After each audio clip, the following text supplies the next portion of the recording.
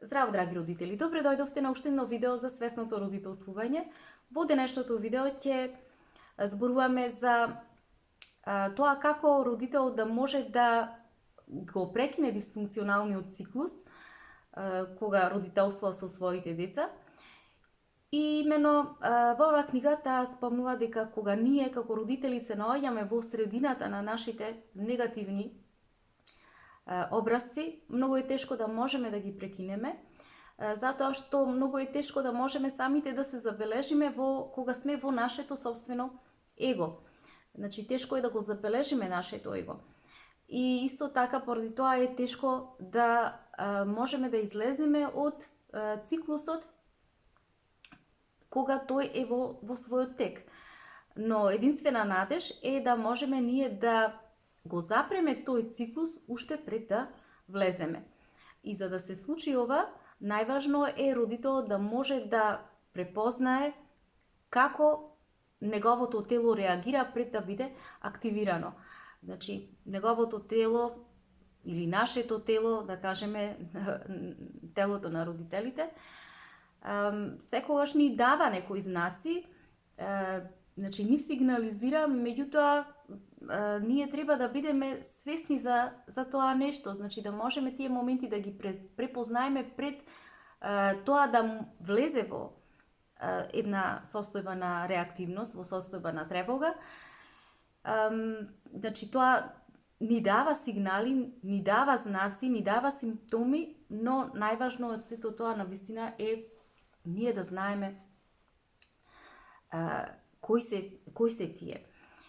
И како да можеме тоа да го направиме? Битно е да можеме да ми обрнеме внимание на тие знаци преку наше прилагодување, значи наше прилагодување кон тие знаци, кон тие симптоми кои што нашите тела ни ги покажуваат.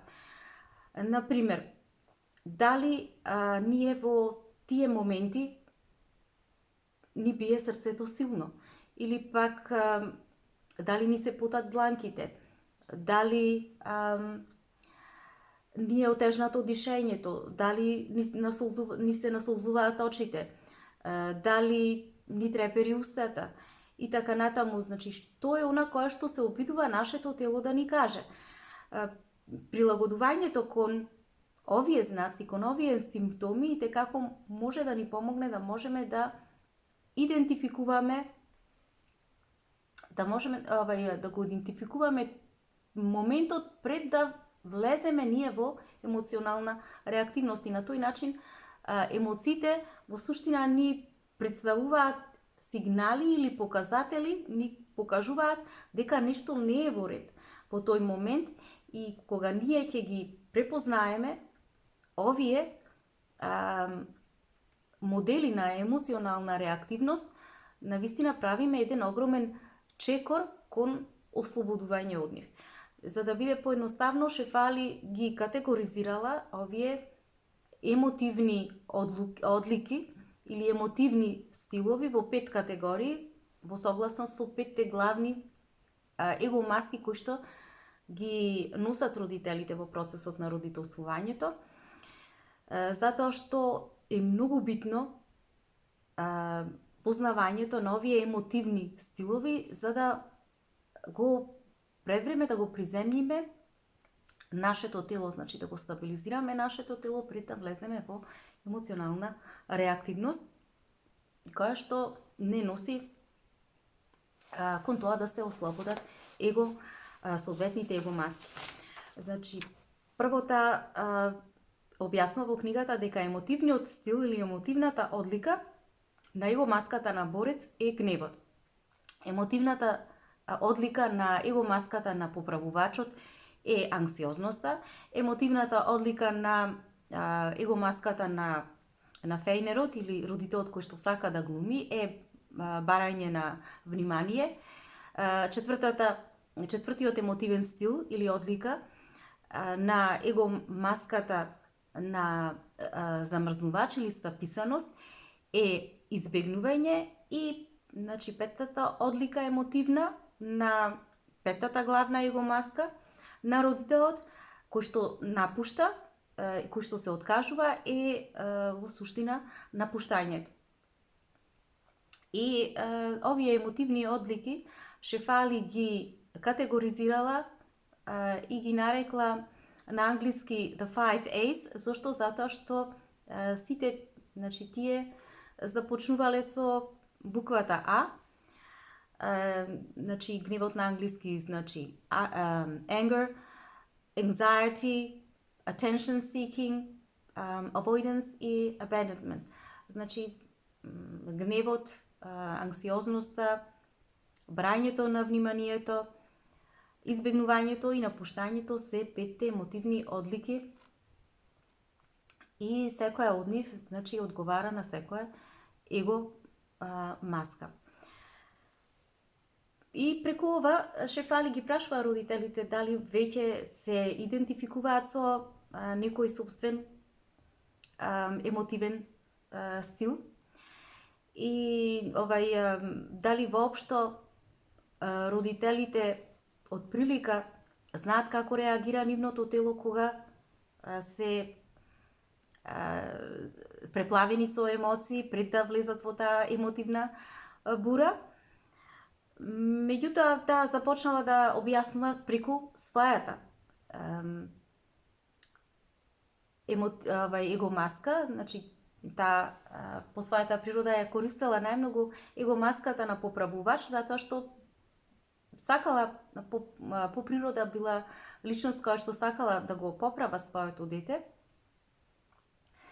често и емотивниот стил на ова его маска е анксиозност. Значи таа кога го почнала да ги следи и да ги забележува тие емотивни одлики на кај себе, во суштина тие многу и помогнале за да може да забележи кога била во состојба на стрес и кога била во состојба на анксиозност. Преку тоа што во тие моменти гледала како реагира нејзиното тело, гледала дека нејзиното тело во тие моменти што се случувало. Тоа, значи, кај неа се подигал градниот кош наеднаш, нејзините усни почнале да трепарат, очите почнувале да и се насолзуваат, потоа забележувало како најнаш почнувало да извира една нервозна енергија кај неа, па почнале да се јавуваат симптоми во стомакот, болки во стомакот, некоја мачнина и за на крај во нејзиниот ум да излегуваат, односно да се создаваат милион мисли. И очигледно, значи, после тоа таа станувала свесна дека ќе се случи едно преплавување на емоции кај неа. И кога обрнувала внимание на тоа нешто, таа кога ги забележувала овие знаци, што се случувало? Значи, самата влегувала во една пауза, паузирала и се вклучувала во одредени практики кои што подразбирале грижа за себе преку медитација или преку молитва или преку водење на дневник или пак знаела често пати да се јави кај некоја пријателка или пак да отиде да излезе во природа и таму да прави одредени вежби со кои што ќе го стабилизира, ќе го центрира и ќе го приземи своето собствено тело и на тој начин да ја избегне емоционалната реактивност. Сепак имало многу моменти кога ги пропуштала знаците, односно таа поточно вели дека кога ги наблюдувала своите тие знаци, во суштина таа се преправала дека не ги гледа, дека не сигнализираат и тоа што се случувало. Тогаш таа, значи, пукала директно во својот реактивен режим и се ослободувала нејзината его маска на поправувач. И кога се случувало тоа, таа им објаснува на родителите дека е многу тешко да може родител да се врати во првобитната состојба, да се ослободи од таа егомаска. И токму поради тоа, таа објаснува за голем број, за неколку клиенти, како тие исто така преку својата реактивност влегувале во своите егомаски, затоа што не ги забележувале знаците и симптомите на нивните емотивни одлики. Така незината другарка Бека, таа ја користела егомаската на глумење, затоа што по својата природа била жена која што сакала многу да квалитетно да може да ги извршува своите задачи, значи со високи стандарди, и токму поради тоа таа влегувала во егомаската да бара внимание, затоа што барала надворешна валидизација за своите високи постигнати резултати. Друг клиент кој што се викал Стюарт, пак тој бил, како што го нарекува таа, вечниот избегнувач. Зошто? Затоа што многу се плашел од конфликти, се плашел од емоционални драми и со тоа тој што се случувало? Неговото тело влегувало во состојба на записаност и која што и со тоа тој создавал и предизвикувал голема емотивна напнатост во односот во самиот дом, во семејството, кој што за нив навистина представувало проблем. Друг клиент кој што се викал Джонатан, пак тој го користел гневот за да може да се почувствува моќен, да се почувствува значај. Меѓутоа забележала таа дека вообичаено овој начин на преку гневот кога експлодирале, родителите најчесто тоа биле мажи кои што биле условени да можат да употребуваат контрола и доминација за да може да се ја покажат својата вредност. Друг родител бил сопругот на незината пријателка Бека, кој што исто така сакал да бил вечен напуштач, ја носел егомаската да напушта, затоа што и многу травматично самиот развод го доживел со незината пријателка и со што одлучил да ги прекине сите односи со неа и да едноставно да ја напушти дури и земјата по која што до тога живеел.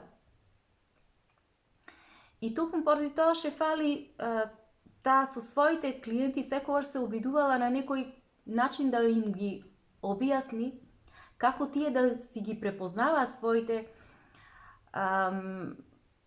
образци, егообразци и егообразците на ближните, за да можат на некој начин да ги разберат и да ги осознаат емотивните одлики на тие егомаски и откако станувале свесни за собствените емотивни модели, тие можеле да станувале свесни за образците по кои што делувале и нивните тела. И како станувале свесни за нивните тела, на тој начин тие имале и можност да можат да ги прекинат самите образци на негативност по кои што биле навлезени. Значи овде Шефалиеве ни го прикажува тој циклус на дисфункционален циклус на однесување на родителите, каде што значи овде се 5 емотивни одлики, емоционални одлики на егомаските и значи овде со освестувањето на овие емотивни одлики, родителот станува свесен за начинот на кој што реагира телото. Значи, тие се сигналите, преку сигналите на емоциите во телото, можеме да, преку нивното освестување, значи овде можеме да го прекинеме циклусот, за да влеземе во овие егомаски, значи реагирањето, емоционалното реагирање да се прекини тука, со цел да понатаму да не се продолжи дисфункционалниот циклус, во кој што родителот влегува преку егомаските. Значи, пред таа експлозија да настане емоционална експлозија која што доведува до тоа родителот да ја навлече егомаската и со тоа да влезе во состојба на страх, во состојба на вознемиреност и повторно да се продолжи циклусот.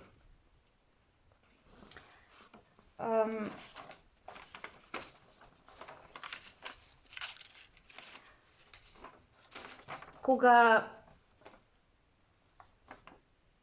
родителот ќе стане свесен за шаблоните во кои што значи е длабоко навлезен, тогаш тој ќе може и да направи една промена, комплетна промена во прекинување, во напуштање, постепено прекинување и напуштање на тие циклуси. Например, Шефалио ги објаснува тие, значи, кои се одликите на телото на тие 5 главни егомаски, така, например, кај борците. Што се случува, како родителите да препознаат како делува, како се однесува телото кога ја навлекува таа егомаска. Борците или кавгаджиите, по правило, кај нив како може да се забележи што се случува со нивното тело. Најпрво нив им крцкаат забите или пак вилицата им се стега, или пак може да забележат како дланките им се стегаат во тупаница. Кај поправувачите пак што е многу битно? Битно е дека им се подат рацете, дланките, им се подкрепа градниот кош, им се насузуваат очите и така натаму. Кај преправачите, родителите кои што сакаат да глумат, нив ги фаќа најчесто паника и отежнато дишење, бидејќи се чувствуваат како да се фатени од некој друг. Кај родителите кои што носат маската на стаписаност, пак кај нив се јавува едно силно биење на срцето, бидејќи за нив емоционалниот конфликт е страшен. Родителите кои што сакаат да напуштаат, пак какви симптоми, знаци се јавуваат на нивното тело, им се јавува студени стапала и доживуваат една многу јака потреба да сакаат да избегаат од самото место, да го напуштат местото, кога, значи, стануваат, кога дозволуваат таа емоционална реактивност да го преплави нивното тело. Значи, овие стилови, таа ги нарекла намерно емотивни одлики, емотивни стилови, а не чувствени стилови, затоа што постои разлика помеѓу емоциите и помеѓу чувствата. Значи, емоциите спрема неа представуваат надворешни олицотворенија на нашите внатрешни чувства. И тие емоциите најчесто се произлегуваат базирани се врз егото и тие служат за да не заштитат и најчесто ги користиме за да изразиме дека нешто не е во ред со со нас и тие воопшто не се ни приближно блиску до чувствата. Чувствата се вистинските чувства, тие се само чувства, служат само за да се доживеат, само да се isprocesираат, да бидат почувствувани и ништо друго од наша страна. Например, безпомошноста е чувство, меѓутоа вината е емоционална реакција или пак да речеме, ранливоста е чувство, меѓутоа лутината насочена кон друг е емоционална реакција. Значи, емоционалната реакција е она која што го користиме за да можеме да избегаме од чувството или пак да можеме да не го изразиме чувството. И изразувањето на чувството пак не е исто со чувствувањето на чувството. Меѓутоа, кога ние можеме да ја забележиме нашата емоционална реактивност, во таа состојба да можеме да го забележиме тоа нешто, и како ние можеме да направиме промена во смисла да направиме прекин тука, во насока на наше смирување. Тогаш, например, би можеле да си кажеме, кога би ја забележале таа наша емоционална реактивност, да си речеме, јас се наоѓам сега пред едно емотивно цунами, пред една емотивна бура. И, значи, во тој момент можно е да секако дека ќе изреагирам на еден токсичен начин и на еден деструктивен начин, и затоа потребно ми е во овој момент јас да прекинам, да направам една пауза и да разберам што навистина во суштина се случува со мене, значи да можам да видам што навистина чувствувам подлабоко внатре во себе. И токму оваа пауза е таа која што може да ја направи вистинската промена. Значи, во неа е потенцијалот, токму во тој момент. Во таа пауза, кога ние значи, кое што претходи на нашето препознавање на нашиот емотивен стил, со цел да не спречи нас да влеземе во егоичните реакции, и кои што ќе действуваат на надвор, значи спрема другите. И ни овозможуваат да можеме да влеземе подлабоко, значи навнатре, за да можеме да се сретнеме со повреденото дете, да видиме кои се нашите чувства испод тие емоции. Значи, двата клуча за наше исцелување е прво да ги забележиме нашите емоционални реакции пред тие да станат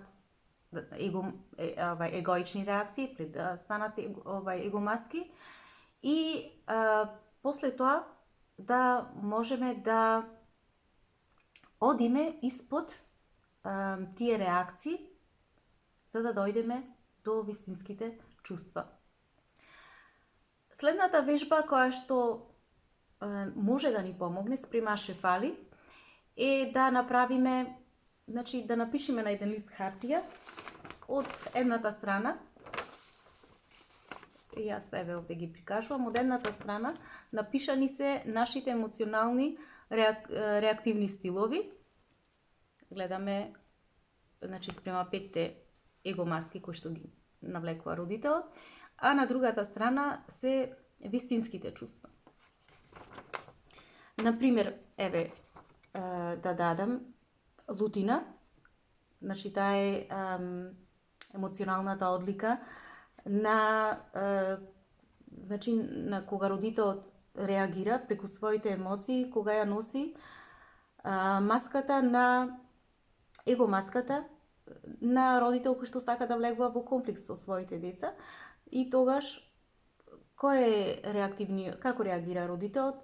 Велите мразам, не сакам да сум во твоја близина, меѓутоа во суштина кои се вистинските чувства кои што се кријат испод овие емоции? Значи, тие се ми ги повредуваш чувствата или ме повредуваш.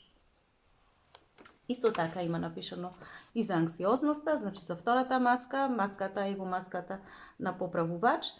Какви емоции тука се кријат? Тоа се ќе се справам, добар сум, ми требаш. Меѓутоа, овие емоции ги прикриваат вистинските чувства, а тоа се дека се плашам дека нема да ме сакаш. И така натаму и понатаму се прикажани останатите.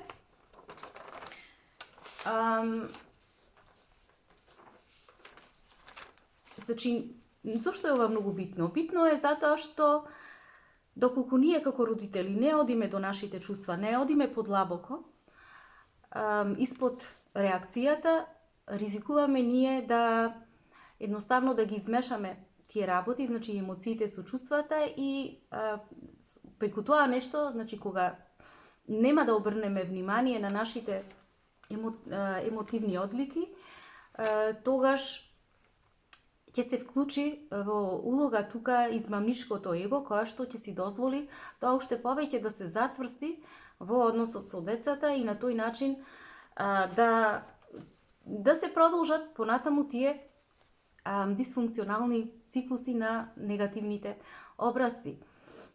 И да биде многу тешко за родителот да може понатаму да може да ги скрши. И токму поради тоа ше фали за полесно да ни биде, ни дава 4 чекори, за да можеме полесно да ги препознаеме, значи тие емотивните одлики. Прво, значи, и да бидеме свесни за однесувањето на нашето тело. Прво е кога ќе ги првата постапка е прво кога ќе забележиме силни емоции кај нас во нашето тело, што треба да направиме? Да паузираме. Второ, да ги забележиме и физичките сигнали. Трето, да бидеме предупредени дека доколку ние во тој момент не се погрижиме за себе, тогаш нашите емоции ќе се погрижат за нас. Значи ќе не превземат и на некој начин ќе ни ја овозможат реактивна експлозија да се создаде кај нас. И четврто е да си кажеме што се случува со мене во тој момент, што чувствувам во тој момент и да одлучам да пред да скокнам во акција како родител, во тој момент да си дозволам да поминам малку време, да направам пауза и да поминам малку време со себе, за да видам кои се моите вистински чувства и за да едноставно да ги откријам собствените вистински стравови. Значи, емоциите во суштина тие се гласници на нашите внатрешно цунами. Значи, ни кажуваат што е она што навистина се случува со нашето тело. И ако ние не му обрнеме внимание на емоциите, тогаш овие сите манифестации, емотивни манифестациите на нашите емотивни одлики и текако ќе дозволат понатаму да се развива нашето преку егоичните реакции кои што ќе се создадат, да се развива и понатаму нашето его, значи да се зацврстнат егомаските кај родителот и на тој начин да се дозволи тој дисфункционален циклус понатаму да продолжува и да се зацврстува во односот со детето. Но вистината е дека во суштина дека ние навистина сме имале цело време индиции, сме имале цело време знаци, сме имале показатели за тоа дека пред време нашето тело ќе влезе во една емотивна бура, но ние едноставно не сме имале доволно вештини, не сме имале доволно знаења како да им обрнеме внимание. Драги мои, тоа би било се за ова видео. Имајте убав ден, се гледаме.